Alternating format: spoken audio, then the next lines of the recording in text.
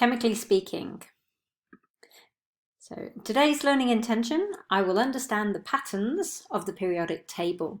And when we can do this, we should be able to predict some of the properties of common elements, describe patterns in the periodic table, and explain how scientists actually developed the modern periodic table. So back in the early days, we knew lots about a very few elements. So we knew about things that appeared naturally, like copper, gold, lead, mercury, silver, and tin.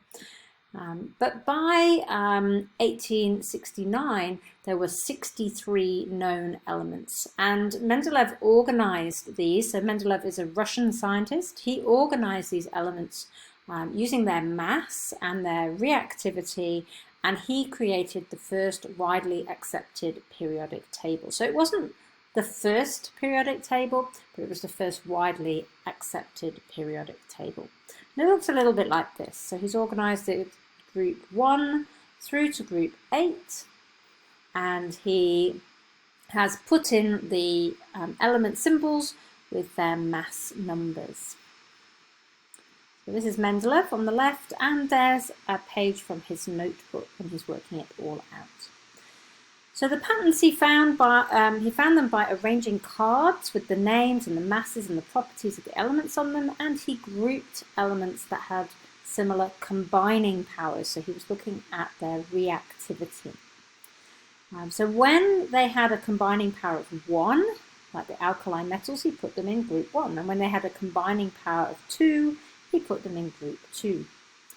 Some of them were difficult to classify, so things like copper and mercury, they can combine in multiple ways, so they had different combining powers, and they are now classified as transition metals, but they were a little bit difficult for Mendeleev to deal with.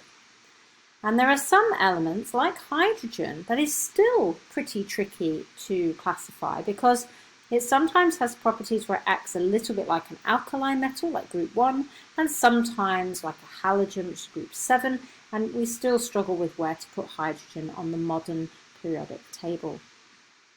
So Mendeleev's insights, he was able to arrange the elements using chemical and physical properties, and he mostly used their mass. However, he did ignore when the mass didn't seem to make sense. So argon and potassium, he put the other way around, and cobalt and nickel, and tellurium and iodine. He actually swapped them around even though their mass said they should be the other way around, because he was looking at their chemical and physical properties.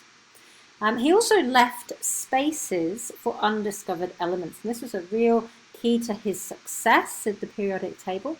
And he was leaving spaces because he thought there was probably a chemical, an element that existed in that space that hadn't yet been discovered. And gallium, scandium and germanium were found shortly after the discovery of the acceptance of that periodic table because of the predictions that Mendeleev made.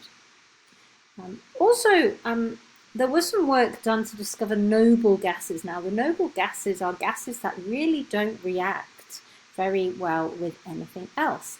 And when these were discovered, group 0 was introduced. So you can see group 0 on the left there.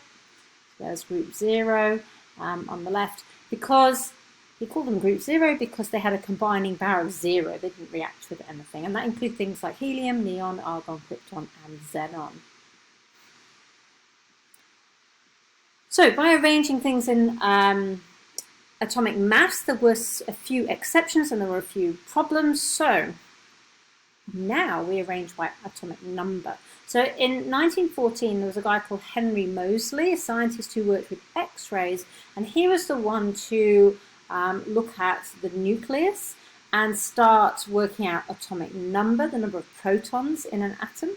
And when you organize Mendeleev's table by atomic number, what you see is your problems disappear, those mass problems, so things like cobalt and nickel being the wrong way around, that corrected itself. Those predicted elements, they were confirmed.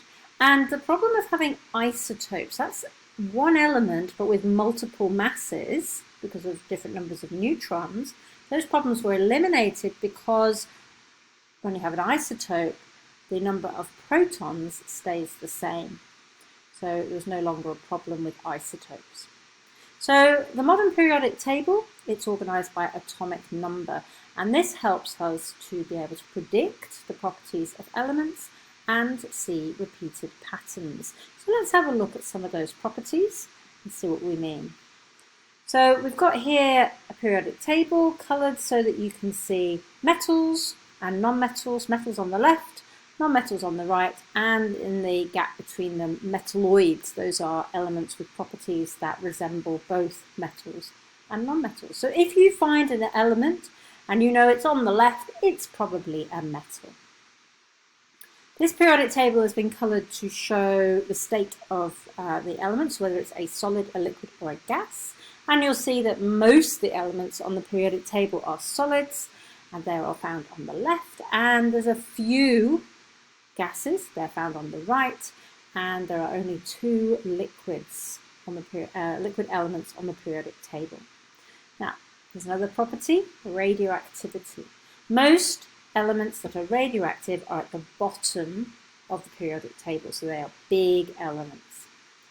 And here are some trends in the periodic table. So you can see repeated patterns in the periodic table going across the periods. So atomic radius, you can see here, atomic radius, as you move to the right, things get smaller.